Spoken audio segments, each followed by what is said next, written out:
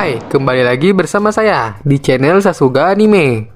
Apa kabar semuanya? Semoga kalian semua baik-baik saja. Kali ini saya akan mereview manga One Punch Man chapter 179. Di chapter sebelumnya, melanjutkan pertarungan Tatsumaki dan Saitama.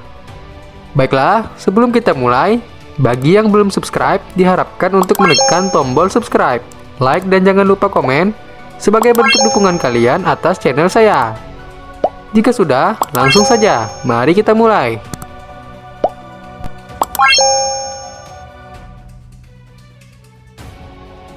Di chapter 179 kali ini berjudul Saksi Mata.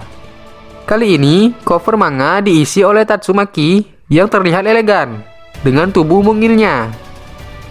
Awal cerita pun bermula dari satu keluarga yang sedang dalam perjalanan menuju kota A untuk pindah ke tempat baru asosiasi pahlawan. Mereka ingin mencari tempat yang lebih aman karena monster sudah mulai bermunculan. Dan saat dalam perjalanan, mereka melihat cahaya putih yang terbang di atas mereka dengan sangat cepat. Ternyata, cahaya itu adalah Tatsumaki dan Saitama yang masih memeluknya. Tatsumaki menghempaskan Saitama ke sana ke sini untuk membuat Saitama mau melepaskannya. Tatsumaki melakukan segala cara dengan memutar dan menjatuhkan Saitama ke tanah. Tapi Saitama tetap memegang erat tangan Tatsumaki itu. Tatsumaki yang kelelahan mulai bosan dan jengkel dengan Saitama. Sampai-sampai dia mengira Saitama juga suka padanya. Saitama pun langsung meresponnya dengan menyebut jika dia ingin membuat Tatsumaki tenang dan tidak kabur agar tidak merusak bangunan lagi. Tatsumaki pun membalas dengan berkata, untuk apa dia kabur dengan orang yang lebih lemah darinya.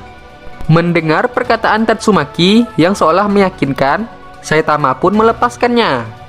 Setelah dilepaskan, karena masih jengkel dengan Saitama, membuat Tatsumaki langsung menyentil Saitama hingga membuatnya terpental cukup kuat. Seolah belum puas dengan itu, Tatsumaki mengeluarkan kekuatannya dengan membuat tornado besar. Tapi lagi-lagi, Saitama tak merasa tornado itu ancaman. Dia malah bersemangat untuk diserang Tatsumaki.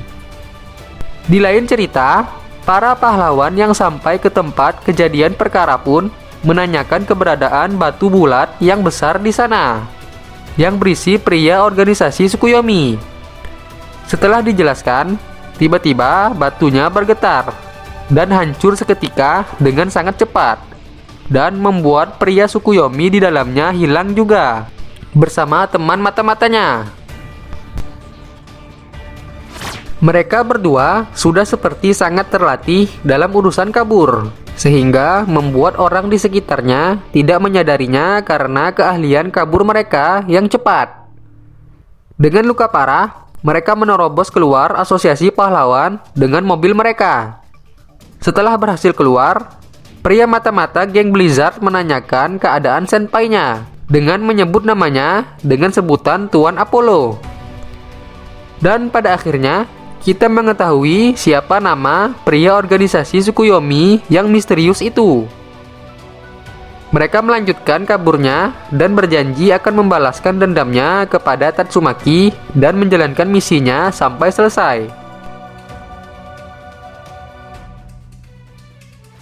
Kembali ke pertarungan Saitama dan Tatsumaki, tornado yang dibuat Tatsumaki semakin membesar dan mulai menyerang Saitama.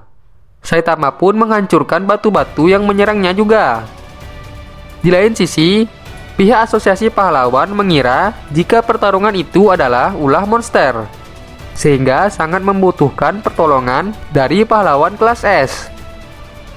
Setelah itu, di panel selanjutnya, terlihat satu keluarga yang di awal cerita di sana. Mereka sangat apes karena berada di tengah pertarungan Saitama dan Tatsumaki. Mereka pun terus melanjutkan perjalanan mereka agar tidak terlibat dengan pertarungan itu.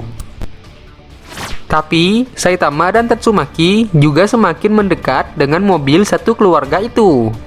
Salah satu batu yang menyerang Saitama malah hampir mengenai keluarga itu. Tapi Saitama langsung dengan cepat menghancurkan batunya. Saitama terus-terusan menangkis batu yang ke arahnya. Nah, disinilah kebodohan mereka dimulai. Mereka sama-sama tidak lihat kondisi di sekitarnya. Tatsumaki pun terus menyerang Saitama dengan batu-batu di sana.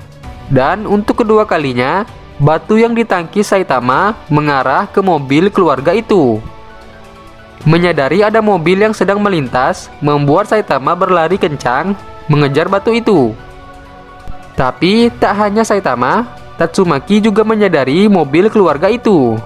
Tatsumaki langsung menyingkirkan mobil dari serangan batu di sana. Tatsumaki sambil mengejek Saitama tak becus menangkis batunya.